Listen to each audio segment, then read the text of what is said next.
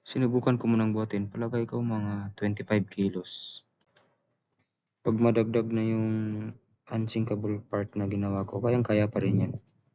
Madagdagan lang ng konti. Siguro 'pag matapos 'yan, hanggang 50 kilos siguro yung bangka na 'yan. Dalawa kasi yung gagawin ko niyan. Yung natapos na 'yan para sa likod. Yung bakante naman sa harap, gagawan ko pa. Matagal-tagal pa matapos yung sa unahan. Kasi hindi naman natin 'yan priority. Paminsan-minsan lang natin gawin. Bale pagkagawa ko nito, di kalas lang 'yan. Kung trip mong magaan siyang buhatin, di mo kailangan yung unsinkable parts, pwede naman siyang gamitin. Malaki din yung mababawas na bigat niyan 'pag matanggal 'yan kasi para magaan buhatin. Sabi ko kanina tantya ko 25 kilos lang 'pag wala 'yan, eh. Kung matapos naman yung dalawang unsinkable parts na para diyan, sa tingin ko hindi naman aabot 50 kilos, eh.